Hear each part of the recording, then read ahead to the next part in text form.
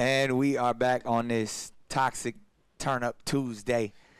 Teachable as well. And speaking of teachable, we have an artist in the building that's been schooling the game for a minute, bringing the vibes. And his new project, the R&B You Love, is popping right now, man.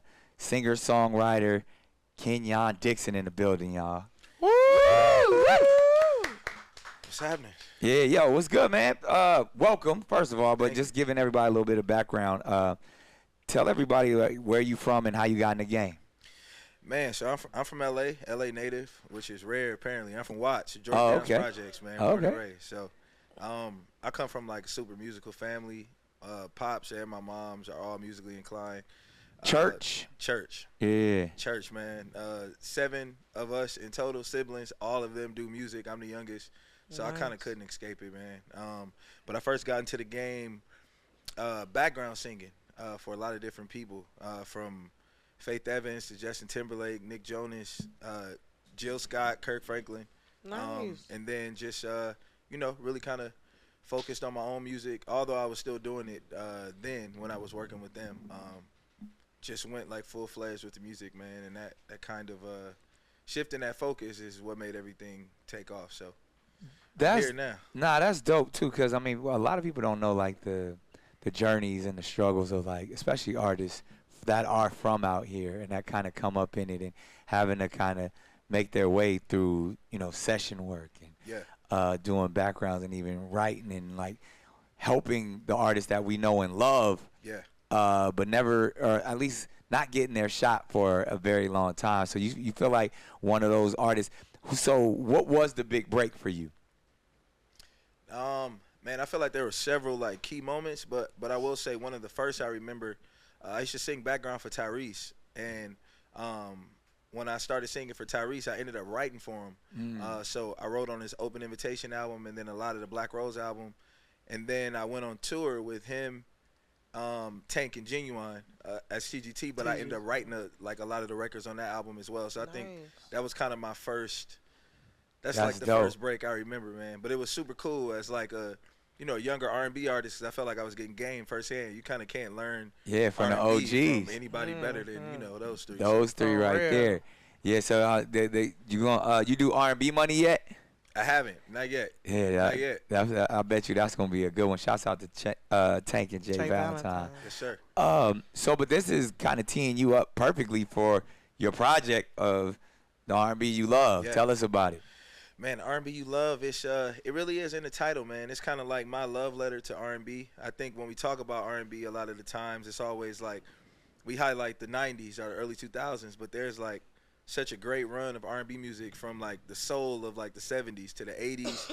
90s were like 3 different eras at once, because early 90s don't sound like late 90s, don't sound like 95, 96. Facts. So it was because like early 90s you giving that's like what you consider like what the SWVs. Even like Babyface. Yeah. That era. But late 90s, we had groups. We had like Next and like you know what I mean? Like there was a bunch of Faith.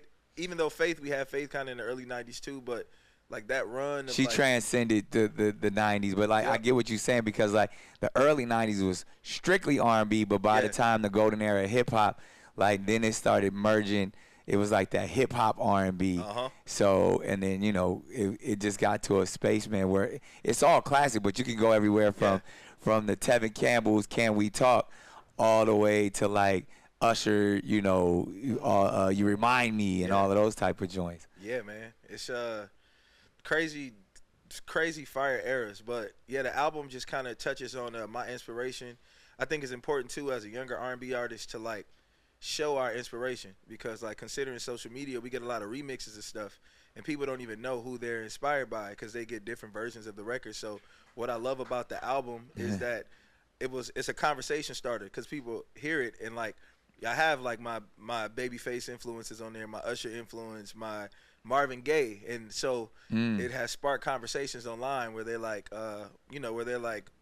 was this song inspired by this person or that person? So I love being able to talk about my influences and the people that have, really inspired me. So that's kind of what the album is about. But it really is the R&B You Love. It's restoring that feeling of just classic R&B and showing that there are modern artists that can still make sustainable music. Nah, that's dope. So based off of the entire project, what's your favorite joints? Man, it literally changes every day. Cause that's my baby. Like I said, with all these records, 2000s R&B is a favorite for sure. Okay. There's a record on there called Shine that I love, and Good Love I would say is another one of my favorites. Dope. So make sure everybody in the chat, y'all checking that out in a big way. You got a chance to work with Justin Timberlake. Yeah. How'd that come about? So I started off touring. So crazy. That's the thing. Like with my career, like a lot of the people that I ended up writing for and with, I toured with them first as a background singer. And so I started touring with JT maybe like 2017, 16, somewhere around that time. And literally traveled the world with him. And his tour manager, my guy, Dre ended up hearing some music from me and was like, yo, man, I got to connect y'all. And so Dre's thing, even when he connected us, they were both saying, like, anytime Dre has brought anybody to Justin, it's been, like, a sure, he's been positive. And one of the last people he brought to him was actually James Folleroy, who wrote a lot of JT's stuff with him. And so we've been writing and working on music. We got a chance to collaborate on the Keep Going Up record with him and Nelly Furtado and Timberland that just came out. Yeah. I did some stuff on Trolls World Tour with him, and we've been working on his new album. So I've been in with him writing a lot of those records. So he got some heat coming. Yeah, man. We've been cooking. Yeah. We've been cooking. So like based off of being, obviously a songwriter and kind of offering up, your assistance to a lot of these cats and then doing your own thing, like what do you like more? I think it's all connected to me. Of course, I like the artist aspect because I like telling my story and being able to perform and connect with everybody. But writing, like whether I'm writing for myself or other people, I just think it's cool to be able to get ideas out and like give people something to connect to and respond to. So I think I like that. It's kind of all around. I don't really disconnect it. I think, like, for me, there's no artistry without writing because I've done them both at the same time my entire career so far. All right, so I got to ask you this, man. Like, the project is called the R&B You Love. Yeah. And we was just in here talking about menning or manning. Yeah. And really not having, the same value systems as maybe the stuff that, from the times of, men used to croon on records and sing their heart, "'Cause I love you." Yeah, they were singing to the coochie, as Courtney says.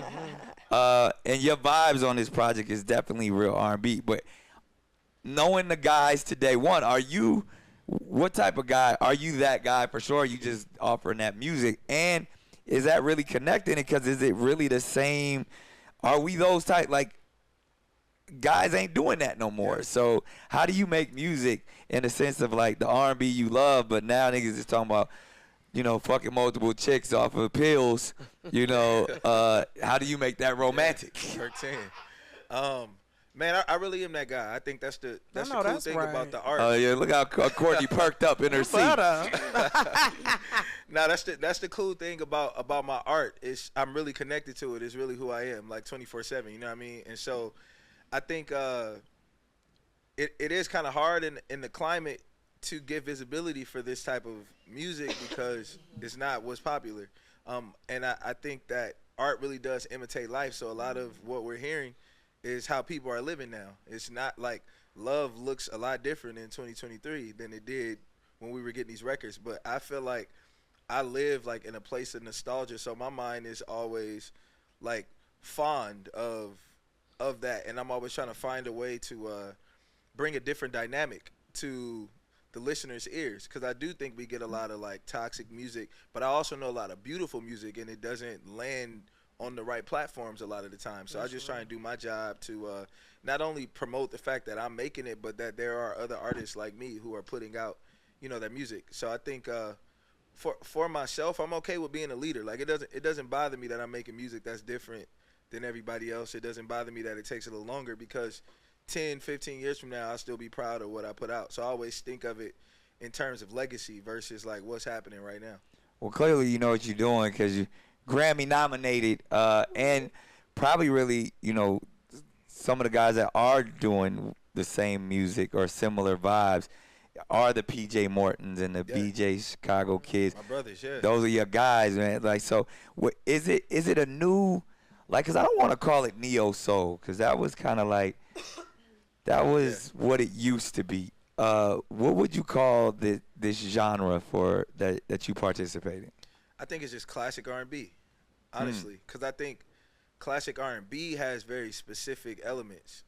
Who would you consider some classic? Like, because you say classic R&B, to me, I would say classic R&B. The two people that come to mind to me would be Babyface, and Tony. Okay, for myself, it's a range. I would, because anything before that is soul. Like that's like anything before and if we're talking, this is just my opinion. Like classic R&B. And then Keith Sweat would kind of lean in there too, but then I would start to say that's when hip hop started to kind of infuse. So I would have to just take the class. But what would you consider classic R&B? Classic R&B for me is like Anita Baker, Jodeci, Joe Thomas. But see, like even like you went from Anita Baker to Jodeci. Them is two completely different joints. I think that's the beauty of classic R&B. It did have those dynamics, and I think that. Like a lot of the music with the soul in it today is like a derivative of that. Right. But I think that we got a lot of other music that we're calling R&B that isn't. So that's why I say the music that has the soul, that is actually the R&B. I think we need to label the more progressive stuff differently instead of trying to make it fit into R&B, because R&B exists and it's already a thing. So I think that like if it's a system, then it has like standards. Like when I think about R&B, I think about the lyrics, the vulnerability. I think about the vocal ability. Like all of that stuff, I think should always be present in an R&B record. If it's not there, I won't call it R&B. Who's your favorite R&B artist? Favorite, Anita Baker, man. That Rapture album was crazy. Yeah, incredible. Her catalog is like unmatched, man. She's like a masterclass on like writing love songs, honestly. Yeah, you heard about the beef with her and Luther Vandross back in the day? I did, yeah. They was on tour. They wouldn't even look at each other. They had like tape on the ground and like they couldn't walk. One would walk this way, the other had they put up curtains and shit like that. That's because Luther was sassy. R&B. We didn't know how sassy Luther was. Yeah, that's R&B shit right there. Like that's what you see like them R&B people be in their feelings. Oh yeah. Would you consider Drake R&B? Somewhat. I think he's like a great hybrid. Drake, I also love Drake. I think Drake, he's sensitive like R&B nigga. He can get in his R&B bag, I would say that. But I don't know that I would just like strictly label him an R&B artist. Right. No, because according to your standards, he ain't even got the vocals for that shit. So no, what would it do? Do you have to be a vocalist to be an R&B artist? Cause in my mind, you gotta have some sort of vocals. Nah, but I mean, I'm not, because I ain't going to, throw nothing out there on her. But throw something out there. The genre she's talking about, I mean, that Kenyon is talking about, there's a lot of artists that weren't vocally ridiculous that had a great R&B project. Give me an example. You have me out here shooting at my friends. Stand on it, Nick. Stand on it. Say it. They've said, and he's the GOAT. They said, go ahead. What they say? The GOAT. They. Who is they? We don't even know they. But they be trying to hate on Dr. Keith Sweat. I knew that's where you would go. They try to hate on Keith. Keith Sweat is You a know vocalist. what? He's not. He has a He sound. has a certain tone. He had a sound. He had a sound. Baby. Certain Yo, tone. Give it to me now, girl. But that tone had got him several hits. He had a sound. But it's his, and like, if there was give no him Keith that. Sweat, there'd be no R. Kelly. I give Keith Sweat that he is an R&B artist. Baby. He R&B. The other Nobody. elements were there too. I think that's the other thing. Like there were other elements there. They're like the solid R&B elements. Cause Teddy Riley. Like he All day. he We give created him that that. whole sound. So like in that same bot. But first of all, also interestingly enough, just give y'all a quick history lesson of how that whole genre came about. It's like Teddy Riley scooped up all of those dudes. Like Keith was a real cat from New York, and they all had bands. This was a time of R&B bands. So Aaron Hall was in a band, Keith Sweat was in a band. So the fact he understood songwriting elements because they were writing original songs that they would then perform, and then it would be like the battle of the bands in New York in the 80s. Shut up. That's dope. So that's how they came about. So they were actually, like, if you go to a Keith Sweat and was out here last week, one of the greatest R&B performers ever, still to this day, because they know how to put on a show, and that's the elements of R&B. Yeah. So, I mean, I don't know. But I ain't going to hate. See, y'all, this is going to go viral. I ain't going to hate on my man Keith, but they've been hating on Keith for a long time. They have been. I used to argue with people about Keith. I I love Keith so. But he was the crooner. He was the modern day crooner. He was whining on the records. But even like when you think about, I mean, obviously because we know someone like or groups like Jodeci who are just vocally gifted. Amazing. But it wasn't your typical sound. Like they was bringing them, gospel quartet chords and sure, yeah. they was doing stuff that was different, and then they flipped it with the hip hop element. So vocally, there's some people that just we respect, like even when we was talking to Mario last week, like we know he is in a class of his own, beasting through these niggas. but that you can't. But Omarion got hits too. Omarion got some hits. I love Omarion me was some singing Omarion. acapella the other day, and I was like, well, why he ain't do that on the Versus stage? I don't know what happened. He I was thought he let you did do talk that about my friend. I didn't know. Sing on the Versus Omarion stage. used to be my man. I ain't gonna let you hate on my friend. I'm just saying. I'm just talking about Omarion can sing. There's levels. It didn't translate on that Versus stage. Nothing. Mario was the only person that translated that day. I don't understand what happened. We're gonna ask Kenyon his opinion about 8 niggas on the stage. One was a nigga classic. succeeded. Nah, because that was the time of everybody was in their R&B bag. They was in a bag, but I don't know if it was all R&B. And there's a group that came out because of that now, with Ray J, Pleasure P. And Yeah, did they come out? they shot a video. They was on Wild 'N Out. That's who they is. They all came to visit at the same time. Back to my man Kenyon, man. We appreciate you pulling up, my brother. And Yes, sir. and the project is real. You putting on for R&B music, and we love it. And we're going to jump into, you said the 2000s R&B joint is the one that we should be paying attention to, right? That's a single right now featuring RL from Next. I love that. Another, dude, like when I say beast, and Amazing. another crazy songwriter Absolutely. that, I've known RL. They was just on Wild 'N Out this last season too. They were down. Yeah, they did season 20 and 21. But yeah, RL has always been crazy. He don't get enough credit He don't. for what he's offered up to the R&B game. 100%. So this is that 2000s R&B, right? Yes, sir. Man, we appreciate you rocking with us. Everybody man. in the Thank chat, you. make sure y'all go stream the whole entire project, the R&B You Love, Kenyon Dixon. Let's get into that 2000s R&B.